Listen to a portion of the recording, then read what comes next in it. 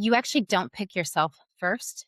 You pick your kids first. And that goes back to how women are socialized of like being the you're supposed to sacrifice yourself for motherhood. Have you ever looked into the mirror and not recognized the person staring back at you? On the podcast today, we have Gwendoline from Artemis Divorce Coaching, talking all things divorce, marriage, parenthood, and the identity shifts and thresholds we have to walk through to really develop the business of life of our dreams. I'm your host, Sasha Pearl, the Energy Architect. Let's get into it. Gwendolyn, I'm so happy to have you on the podcast today. I would love for you to introduce yourself and what are you up to in the world? Yeah. So thank you so much for having me. It's really an honor to be here with you and continue our conversation. So, to briefly introduce myself, I am Gwendoline Van Doosselaere. I am the founder of Artemis Divorce Coaching. And what I do in the world professionally is that I help guide individuals through the chaos of divorce, this really turbulent and traumatic life experience that so many of us, about a third of the adult population goes through in adulthood. And I really help women, especially moms, find their center and find their strength and their sovereignty and their agency and be able to bring that through these forever decisions that we make in divorce. So reconnect to the depth of who they are and how they want to be and how they want to show up for themselves and their kids moving forward. I love that. I love that. And so I feel like divorce coaching is like not light topic or thing to do in the world. So I Yeah. would love to hear more about your journey and how you came upon this specific niche for yourself. Yeah.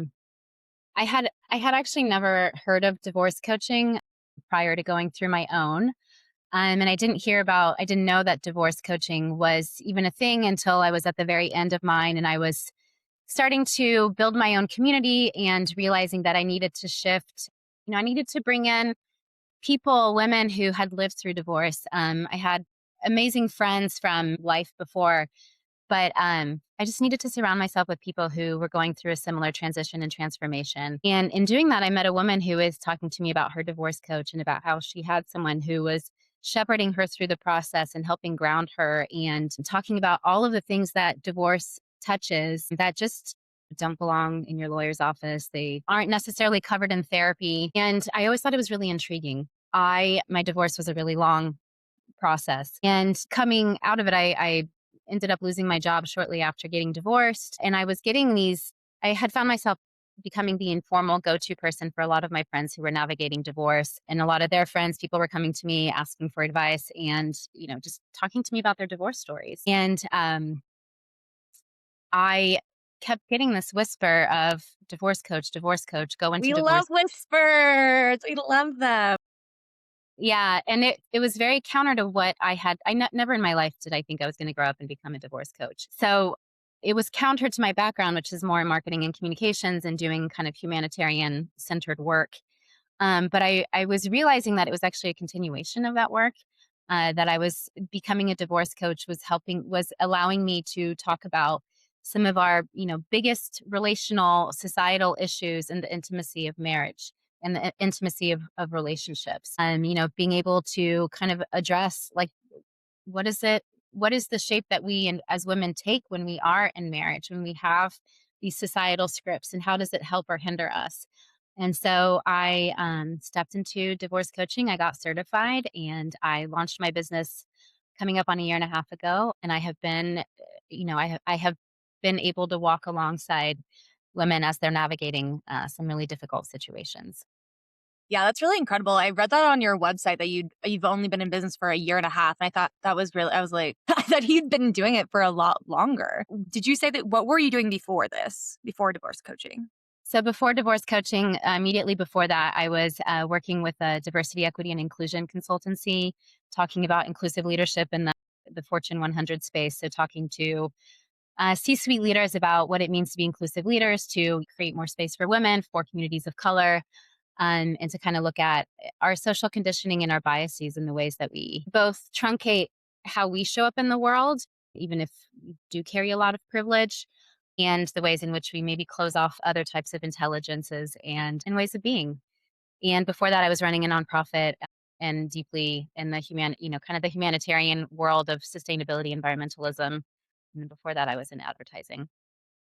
So Love that. I love the journey that you've gone on because I feel like when people have had multiple different careers, it brings in this so many different skill sets that actually really amplify the next iteration of what you do in the world.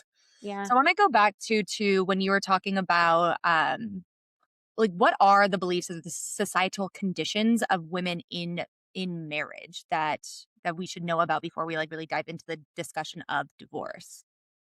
Yeah. So some of the shapes that, I see women taking in divorce or taking in marriage, and these are social constructs of, I think we are educated and raised to be accommodating, to be acquiescent, to be, even if we're really vocal, even if we're able to express our needs, the kind of expectation that girls grow up with is that you cede the space to the masculine, you cede the space to boys, you make the masculine comfortable, you don't take up too much space.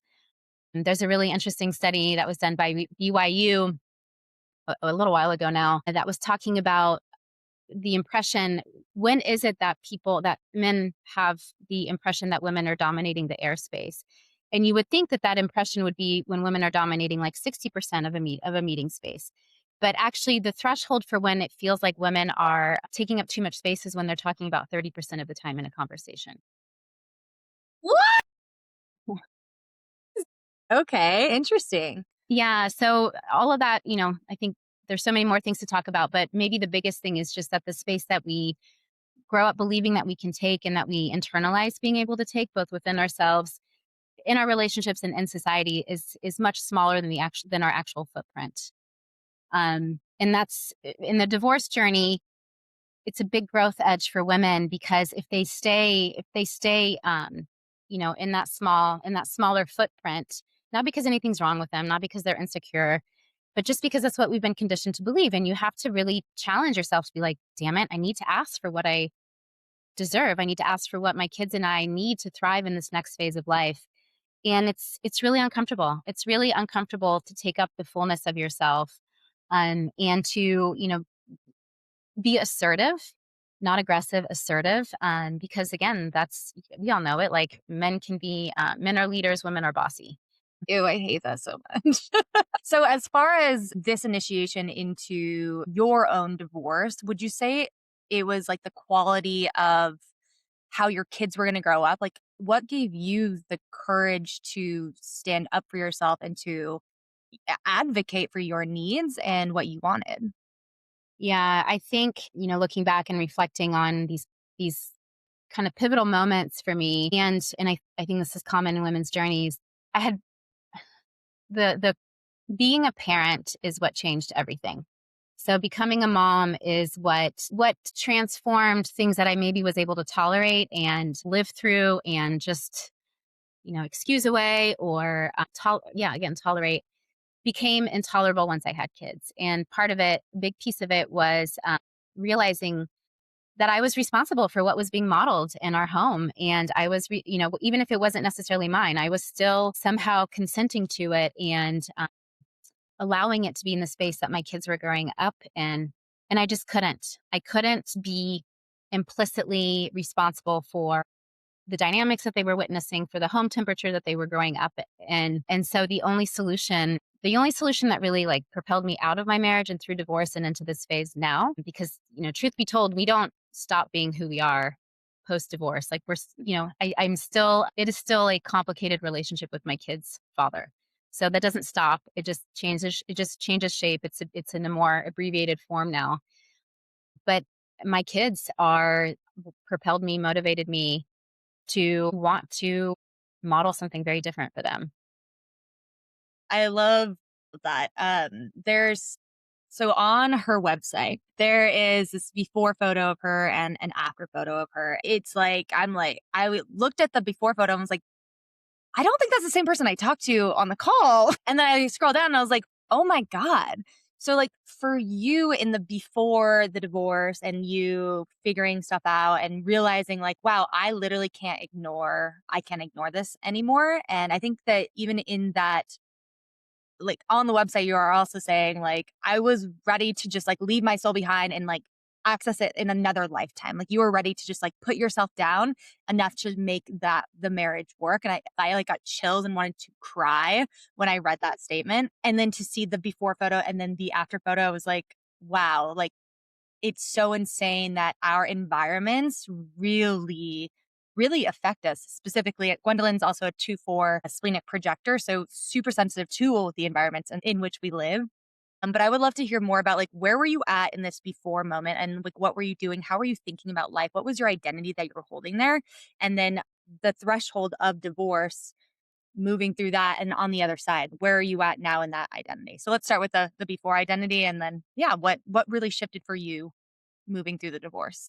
Yeah. So I think getting to the point of that picture that I have on my website it was a slow, cumulative process of first stepping into motherhood. And it's such a common thing to kind of feel some sort of erasure when you go into motherhood of now do I exist just for my kids, especially when your kids are infants. It's an all consuming experience as it should be. But I was finding, um, I was finding that wasn't necessarily that I had thought that I was just going through motherhood, and motherhood is a deep transformation and transition. But what was happening is that I was starting to look at myself in the mirror and just not recognize myself at all. And I know that's a very common experience too. But I remember this moment of looking at myself in the mirror and I was like, who is this person? Like, who is it that's staring, across the sink for me? I do not recognize myself in my face. And my eyes looked, I had no more pallor in my skin. I just didn't look alive. I looked gray.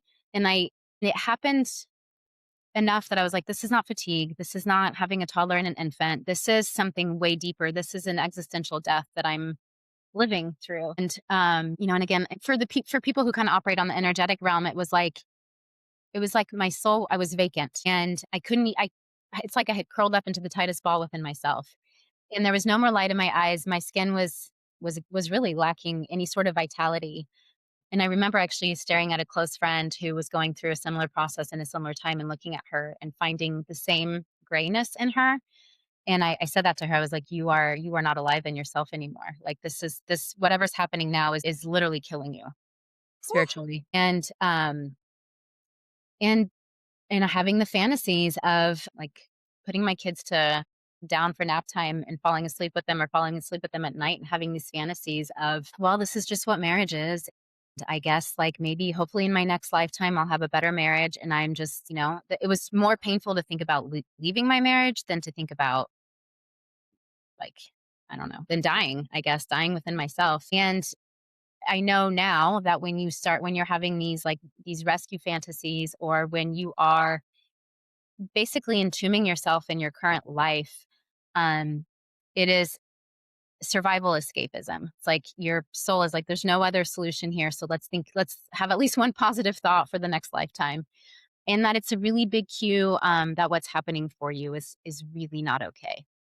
And that it's a good point to get help and resources and you don't have to live like that forever. And then deciding that I couldn't do that. Like I couldn't entomb myself again for my kids. I was like, no, you've got to I read somebody's words that were like, if you keep waiting for the white knight, shining armor, white horse, rescue fantasy to pluck you out of your life, which is what I was literally daydreaming about. It's time for you to leave your marriage.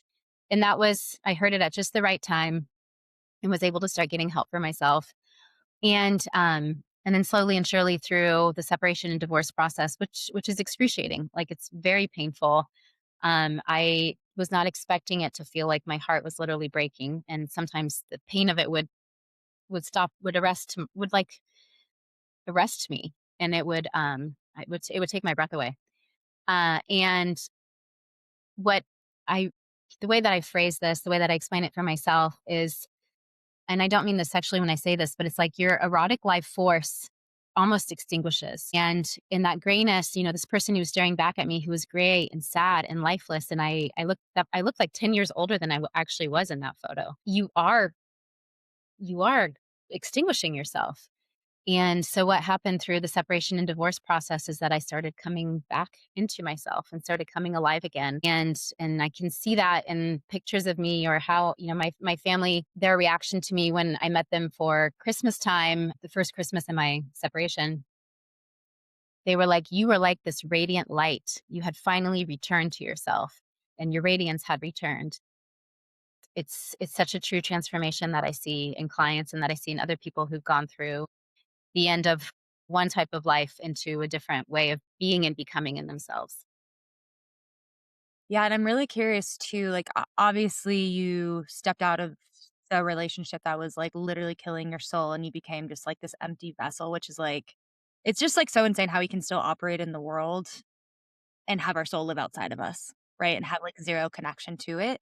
And so for me, I guess when I think of or when I'm envisioning your story in my brain, I'm like, what were the things that called you back to yourself? Like, what because you let go of this, like, massive, like, undertaking, you had more time and space for yourself. So, like, what were the activities or the readings or, like, the experiences that you had to get you back into finding your own light again, right? Because if your soul is so far outside of you, what are you Mhm. to actually bring it back into alignment and authenticity with who you actually are? Because that is the magnetism in the world that you get to exist in now. Yeah, it's an interesting question because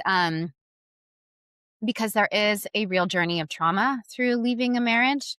And so we're almost talking about two different planes of existence. There's what physical the trauma that lives in the physical body, and the trauma that lives, in your brain and in your spiritual space too, of what you experience. And this a divorce is traumatic, even if it's the most amicable thing. It is just a traumatic thing that we go through. And so there was, very much I was realizing that, like, a lot of the activities I was gravitating towards immediately after separation were tending to my trauma, and it's things that we just don't think about. Like, I would listen to music, I still do this, but less frequently, super loud. And I listened to all of my favorite pop artists, like everything that I just that there hadn't been the music that there hadn't been space for before. And in my marital life, and I listened to it super loud, and I would like to have dance parties by myself in my kitchen. And dance and music, the vibrations of music are known to kind of like recenter you and bring you back into yourself and to move the trauma through. And so that was a big calling back. And I was also was running a lot at the time and doing things that were bringing me rhythmically back into myself. Like I said, I had started building kind of a new community of friends, which is really important. We underestimate the need to rebuild that for ourselves. And I was bringing in as many pleasant and distracting experiences as possible because I both needed, the emptiness of the times I didn't have my kids. It was very empty, and it's heartbreaking. It's like heartbreaking to, spend the winter holiday and to not have your kids for these moments where you're used to having them. So I knew I needed to take care of myself through those moments, and I went out with new friends. I just like tried to fill my time because distraction isn't always a bad thing. And also I explored almost every healing modality that came my way, and I have I like set up moon monthly moon circles with girlfriends. I journaled a lot. I have a really strong visualization. My brain thinks in visions and energy and colors. And so I would also think about how I was processing my marriage and separation, and how I was literally remember talking about this with my therapist at the time. I was trying to exhale the darkness of that out of my body. I was like, I do not want to ingest the smoke of the toxicity of my marriage. I don't want it to metabolize through my skin, through my organs. I want it. And so I was literally doing the lion breath in my kitchen on the floor, sobbing, being like, "Can I?" Yeah. And I think realizing probably subconsciously that I needed to tend to the layers of the transformation, the spiritual, the emotional, the physical, the community, social, and just, yeah, reconnecting to the part of myself that likes to be social and go out and enjoy good conversation and be in the sunshine and read books, paint my walls like darkest color emerald. love this idea of like transmuting this before Hmm. and getting it out of your body through somatic work, through creativity, through spirituality, through all of these other modalities. I think that's like something like the visual aspect of that is like so potent, so powerful. And I think even in how you speak, you have this way of bringing visions to the story. Like you have very descriptive language, and I'm actually really obsessed with it. That's great. Well, you said you're outgrowing seriousness. Was the seriousness part of this like before because of all the stuff that you were dealing with? Is it something that's always been a part of your identity? And what does it mean to outgrow seriousness for you in this chapter of your life? Yeah, I don't have the full answer for that. When I was a kid, I think I must have been, I don't know, 8 or 9 or something like that. My parents put a mug for me at the breakfast table that said life is not meant to be taken seriously. Wait, you're Capricorn, right? Right, Okay. exactly. Okay. Yeah. So self-explained. Well, and so that's how I explain it for a long time is that like Capricorn ages in reverse and we start out serious and then we get playful. But I think I've always had a playful side. I think honestly, I think part of it is the relativity of life of having had enough life experience, good, bad, and all the things in between to both not take it personally anymore, to just be like, you know what, life is tough. Life sometimes is going to present you with some really hard challenges. And I had a conversation with one of my oldest friend when I was kind of when I was experiencing like job loss on the heels of my divorce. And I remember saying to her, like, I feel so abandoned by the universe. I feel like I have tried to follow the good girl, the good student role, like did well in school. I was as loving as I could be in my last marriage. I'm trying to be a good mom. I am trying to be in integrity with myself through life. And just feel like the universe keeps slapping me away, being like, you are not going to get this. And she said to me, she was like, you are a child of the universe. You belong here. And I had that sticky note on my wall for a long time. And it was such a and it's actually it's a conversation I end up having with clients a lot too because they also feel that they feel abandoned. And it was the important pivot to continue to not take things so personally that they're not happening to me because I did something bad, and to view them as this is another opportunity, and I can either take it with super heavy seriousness that's going to weigh me down and feel like every decision is the most critical decision ever, or I can be out there making wild mistakes and deciding that I'm going to do better differently tomorrow. People say that the older you get, the more you realize you don't know anything about life. And I feel like that's true. It's so true. I'm like, am I ever gonna figure it out? Like, I don't know if I'm ever gonna figure it out. Yeah. So I think that's it. And just the playfulness of I don't have to be locked into learning to pay really close attention to the energy of something. And for me, realizing I need to step towards expansiveness, even if it's hard, it has to feel it's like expansiveness lets me know that I'm growing somewhere. If a decision starts to feel like I'm caging myself in, it means I'm can only ever be that version and size of the idea of myself. And that means that you're always staying smaller than what the next push should be. So that's what it means for me right now. That's amazing. Well, also, I'm like also curious when you were talking about that, like the smallness. It's like, well, if your identity before divorce was keeping yourself as small as possible, it's like that's a habit, that's a pattern for you, right? So to actively choose to want to be expansive and to know that, like the spectrum of, oh, if I'm making decisions that I'm feeling caged in by, it's not for me. But if I'm making decisions that feel expansive and I'm excited by it, that is for me. So how has that been walking through like that identity been for you? Has it been, like, really hard in moments, really easy? Has it just been, like it's just so much more easier to be like, "I'm not gonna take this as seriously, and I'm just gonna go try because I have one life to fucking live. Let's go it." Yeah, that's a big piece of realizing, like, this is my only chance walking this lifetime as Gwendolyn, so I might as well go out blazing in all the ways that I can. And there's an important piece here that goes back to kind of the social conditioning, which is something, um, yeah, which is something that I talk about a lot in different circles. I think many women also internalize the credibility gap. So I think for so many of us, we are worth just because it's on our resume. There's a statistic that like a man applies for a job when he's 50% qualified. Women apply for jobs when they're 100% qualified. And for me, walking the world as a woman and then also coaching women, we are already overqualified, but that doesn't mean that we get believed. It doesn't mean that our stories, our credibility, our credentials, our professionalism gets believed. It gets, oftentimes it's just dismissed as, oh, well, that's just your opinion. Never mind that it sits on like, mountains of research that you've probably personally led. And that had felt really frustrating for a long time. I realized I was like trying to battle this of proving myself against this masculine perception.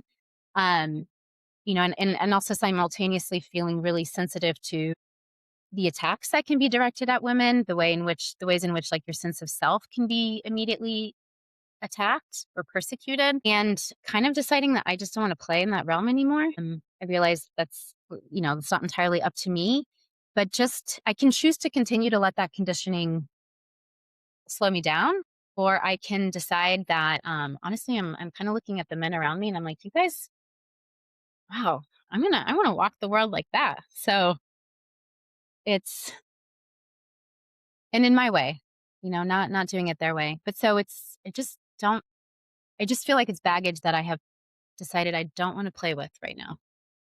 I know that you're new to human design, but in your human design chart, you have an open ego center. So what that just means is that you your one of your life lessons is really understanding your worth and your willpower in this world. And so when you are met with like men who are walking the way that they do and applying with whatever the hell that they want and they're getting it, yeah, of course it's gonna be fucking triggering.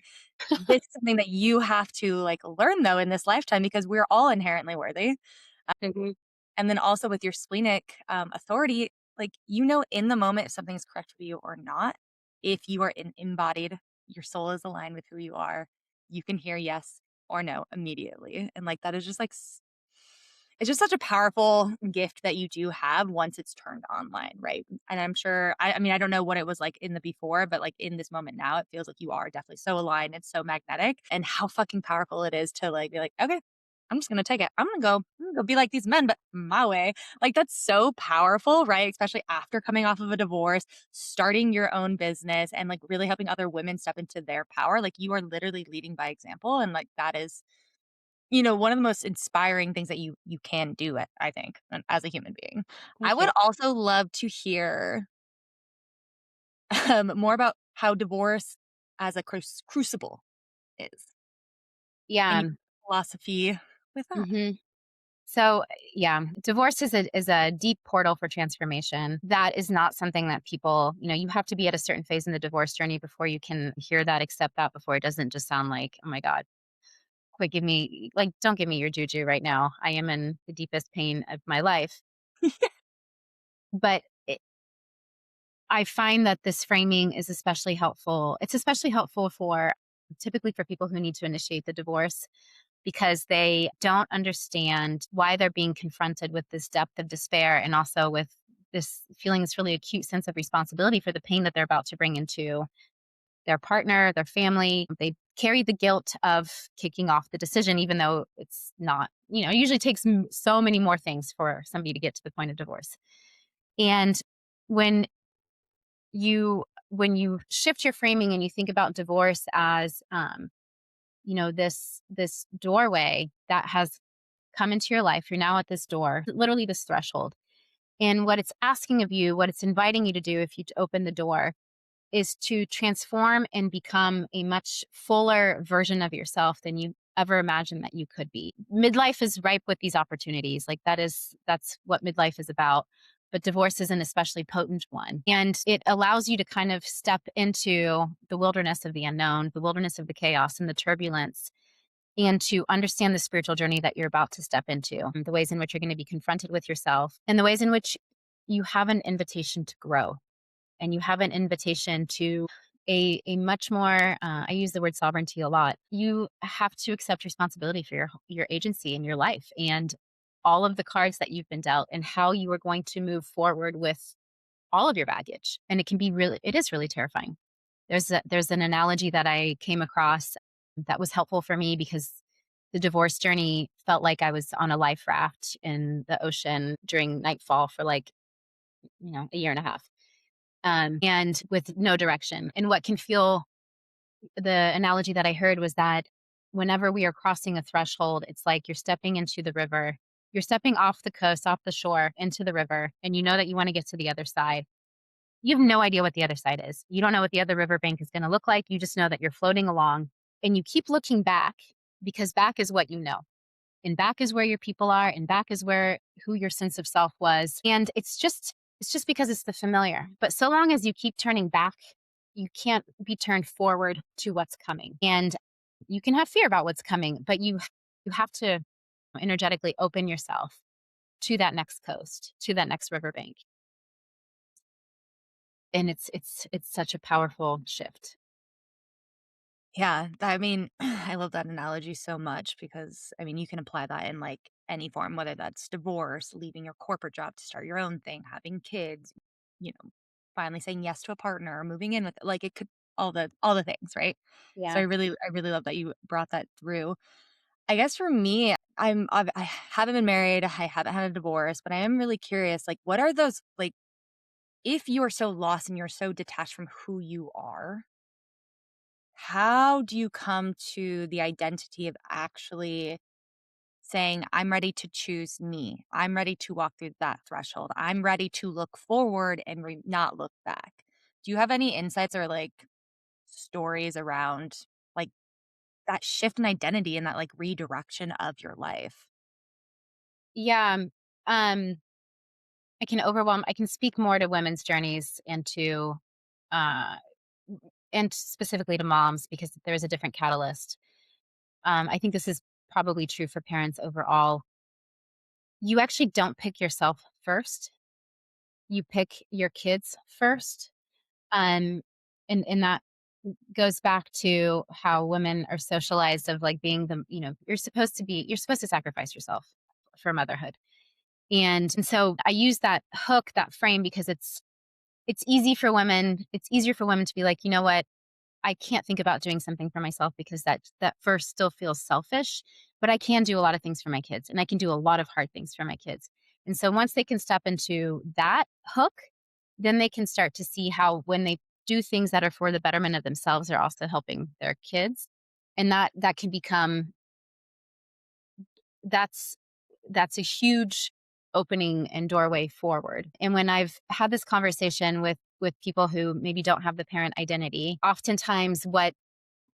oftentimes what it feels like for them is that it feels like this for a lot of people leaving really hard marriages is that they're in the constant tornado and they're in the spin. And it's being able to give them opportunities to experience the non-chaos, the non-fog, to be like, what happens when you take yourself out of this environment? And what happens if you disconnect from your partner for a handful of days or you get out of your house?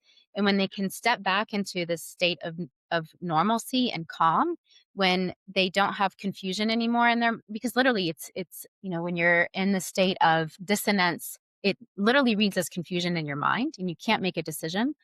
Um, and when they are in that state of clarity and then they go back to the environment of confusion, we can start to talk about how this is a telltale sign that this environment of confusion is not you cannot live here. So what are the decisions that you need to make to live to go to create an environment of calm and clarity for yourself? And that, so it's kind of a slow exit because you have to get people off of the moving vehicle first, which is the chaos of their marriage.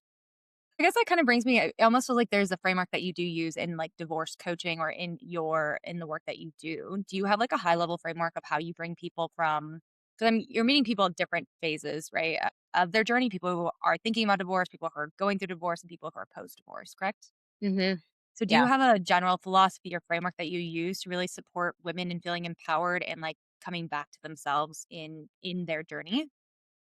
Yeah. So again, like overwhelmingly, I'm working with women who are going through leaving really difficult divorces. So I'm sorry, difficult marriages.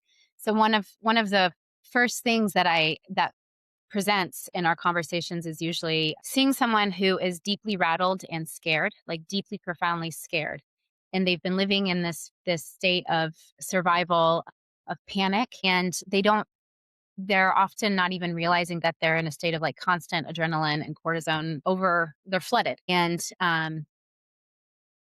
their voices shake, and what the beginning stages of our work together is usually like deeply validating and mirroring back what they experienced because they're often gaslit by their partners, they're gaslighting themselves, they're like minimizing what they're going through. Society gaslights us all the time, and being able to just be the mirror of like you really have been like living in an environment that has felt really threatening to you. And that's not a commentary on what is or wasn't happening. They experience it as a deep threat. And that experience is real. And so the validation can become really grounding. And from there, we kind of work on identifying like, well, what are the big pieces in the buckets that we practically need to move forward? Like, how do we validate your emotional state right now and what that has looked like, bring you to clarity and to a little bit more peace and groundedness, and then start to move through, the legal side, the financial side, the parenting side, which requires really having your thinking mind online. Mm. And you often can't get to the thinking mind until you've calmed the panicked mind. So it's often first dealing with the level of panic and fear, and then moving into the more practical components and address, the panic will still come through in certain ways. And then, anticipating, connecting to we always talk about the vision. What do they hope to create? What do they hope to feel in the next life, in this next life? Because we don't always have control over the material things, but so many women just want peace, a sanctuary for them and their kids. So, and some people are like, I really want to grow my career, but usually there's a sense of wanting a sanctuary, and we hold that vision, and then we start to move towards it, and really identify like what are the non-negotiables for getting you there. And in those conversations, you realize is that you're actually much more flexible. You don't need the exact car, you don't need the exact house per se. You become a lot more flexible, and then that usually facilitates the negotiations and keeps people anchored on what's really important for them. And we also try to future cast because it's excruciatingly difficult to put yourself, none of us can predict who we're going to be in 5 years. And what ourselves today thinks that our ourself from 5 years from now wants is often really wrong. And so we'll also talk about what's typical, what other people, what tends to be the normal stuff that people regret or wish that they had done differently, just kind of normalizing the experience. Yeah. So I would like to go back to future casting. So tell me a little bit more about what you mean by that for people who may not know or be familiar with that practice. Yeah, so future casting is trying to picture, say, I don't know, say you're 35, 40, 45. What is say you're 40. What is 45-year-old you going to want? And it's actually incredibly difficult for us to anticipate our future needs and to anticipate them holistically, and to know that actually we're going to be super interested in XYZ instead of ABC. And part of it means like connecting to our deepest sense of self, our essence. But part of it also is looking at what have been other people's experiences, like what tend to be do people who are 5 years out from divorce or separation wish that they had done differently. A really big example can be about shifting residences, shifting homes, but also thinking about parenting time. And a lot of a lot of moms will say when they initially get divorced, they're stuck in a state of survival mode, and they are super protective, which is normal. It's a very normal reaction, and they want their kids with them all the time, and that is an amazing reflex. And then themselves 5 years down the road is like, wow, I wish I had actually a little bit more support, or that I had expected more of my co-parent when it came to the kids. Or with dating, of initially women will be like, oh my god, if I never touch another body again, that will be too soon, no thank you. uh, and then realizing like, actually, damn it, I do have a sexual identity that I do want to live and exhibit, and allowing themselves the potential to grow in a way that they maybe don't anticipate today. Okay. And so when you're taking them through this like future casting, is it like more of this like meditation, visualization, or are you taking them through categories of life? So love, career, relationship, kids, and self care. Like, how, are you breaking it down in a way where it's like super like we're gonna get really clear. big vision and then we like break it down into each of these like categories? Or is it just kind of just like open ended what comes up? It really depends on the person and where they're at. Some people do not think in vision and they don't think that way. Some people are really clear. They're like, this is what I want and this is what I'm going to keep going for. And it's like, okay, that's great. For other people, it is the visualization exercise of like, okay, talk to me what an ideal framework would look like with you and your kids 3 months from now, 6 months from now, 5 years from now, high school versus elementary school. For others, it's living, it's career, it's how do you imagine yourself? What would be ideal for you for a money situation? Where is your passion today and where do you think you want to grow it career wise? And for other people, especially those who don't think in vision, what I tend to do is reflect back to them the themes that I hear in our conversations. I'm like, you keep coming, like, these are the core things. You keep coming back to your family. You keep coming back to time together. You keep coming back to wanting vacations. So it's like, this is what I'm hearing is really important to you.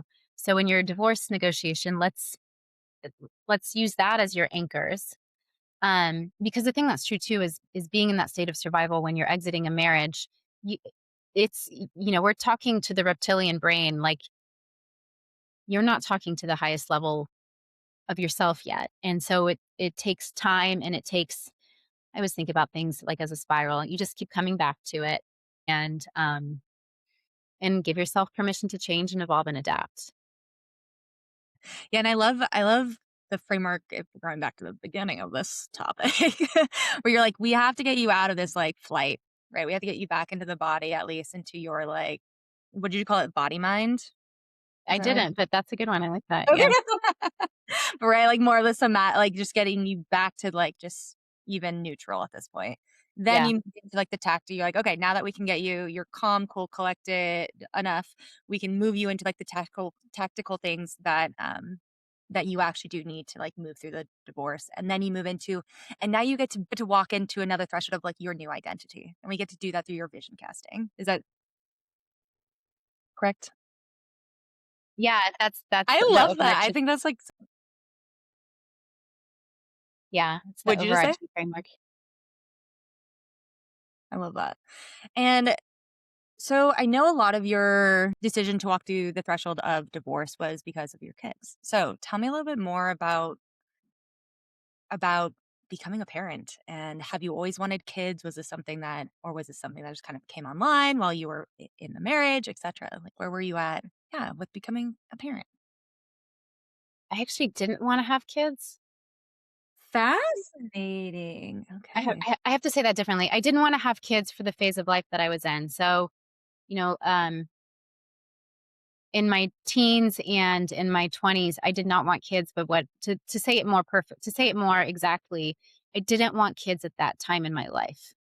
I wasn't ready for it. I wasn't ready to be, I don't know, to me it was like being a young parent, which I think always felt really foreign to my mom maybe, who was always so steadfast in her desire to have kids.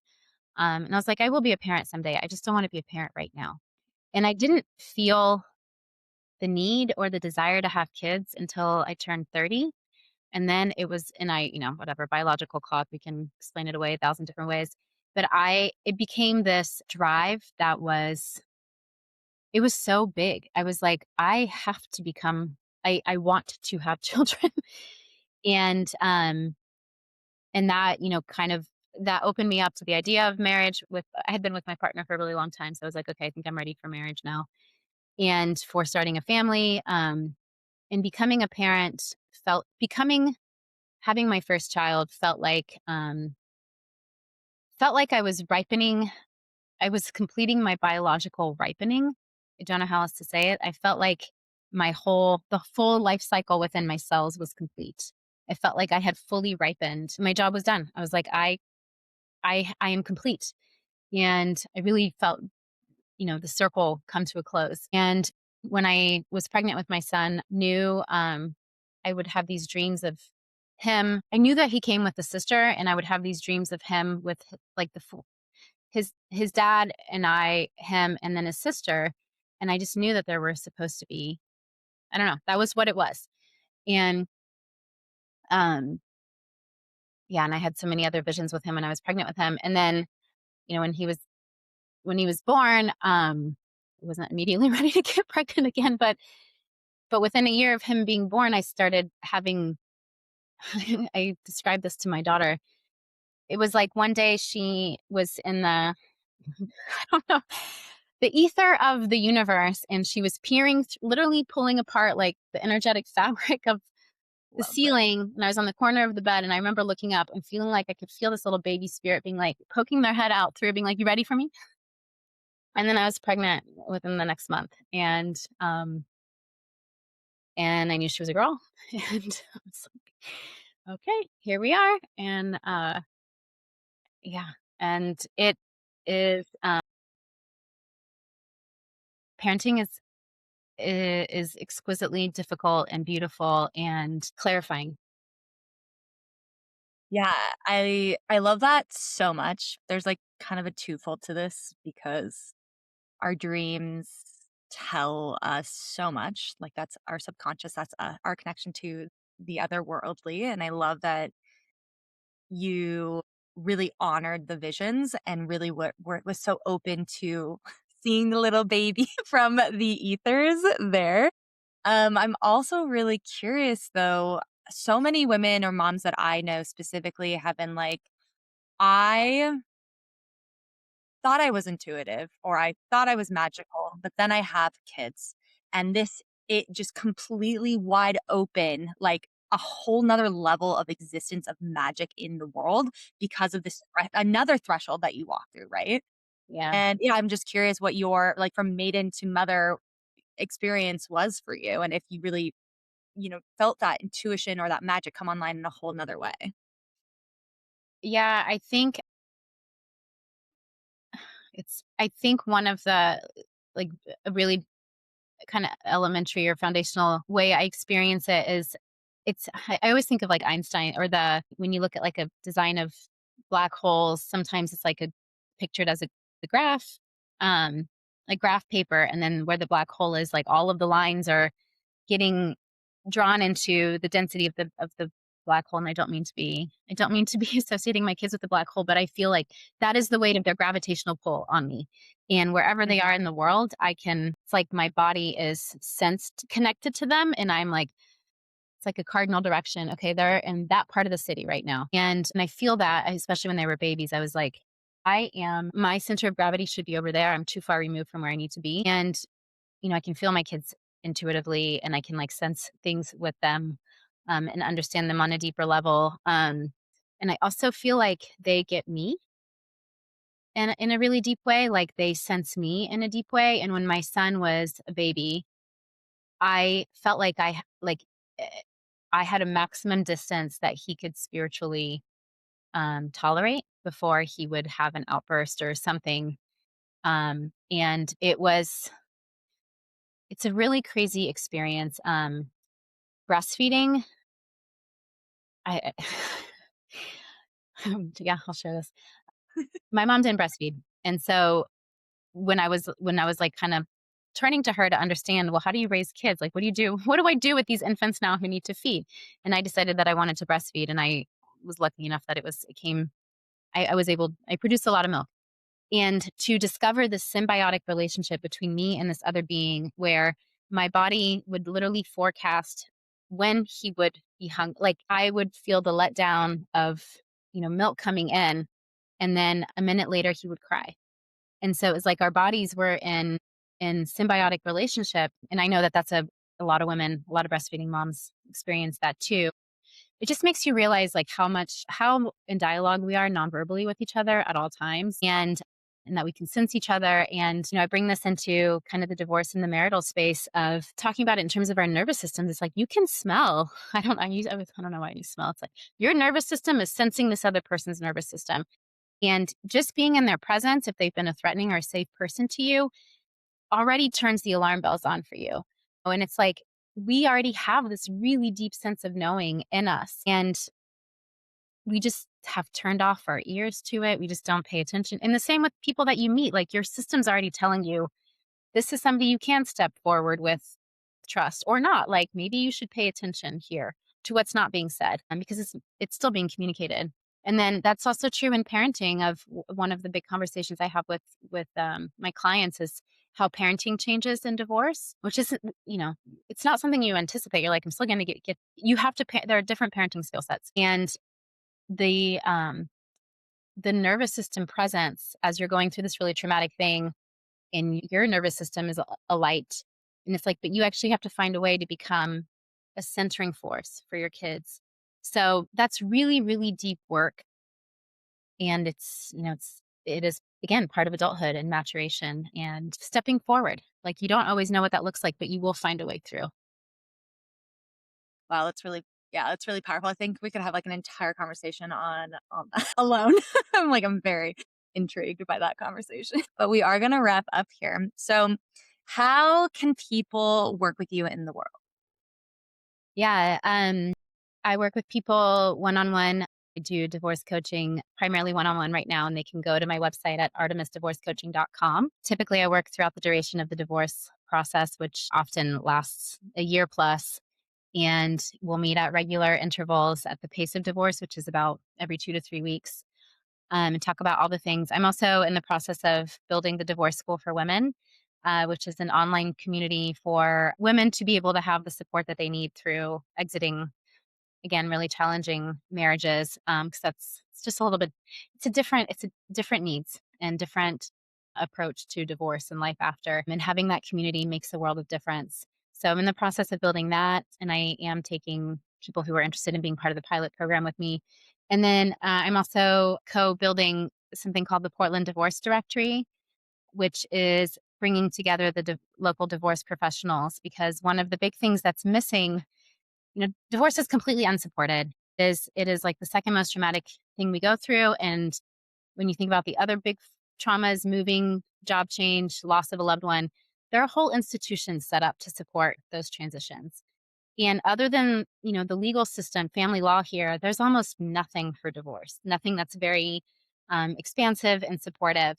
And so the Portland Divorce Directory kind of serves as this place of bringing together all of the professionals that you need. And because so many of us, it's like trying to move a house without movers or packing tape or boxes, and we deserve differently. I think that's actually really insane because you said a third of the population is going through divorce. Like you're going to have a job times a million for the rest of your life because it's just going to get higher from here on out, especially with all this instant gratification. That is wild that there aren't other resources. So I think it's like, well, A, it's magical that you have the Portland directory happening. I was like, that's dope. And then you're also are building a community of women who are going through divorce and going through hard struggles. And to your point, it is so isolating. So like how beautiful you get to build that Hmm. within community. Yeah. And I just want to few things about your energetics too quickly is that you're fourth line. So you are meant to be building community within community for sure. And then you also have the 1333 channel, which is all about people want to share their stories with you. People want you to hold their stories. And then you get to then integrate them into your lived experiences and then share them when they are ready to be shared. So that channel is so specific for coaches and therapists. So I just really love that you are really it really feels like you are in such alignment with your unique energetics in the world. Well, thank you. Little tidbit. You're Yeah. welcome.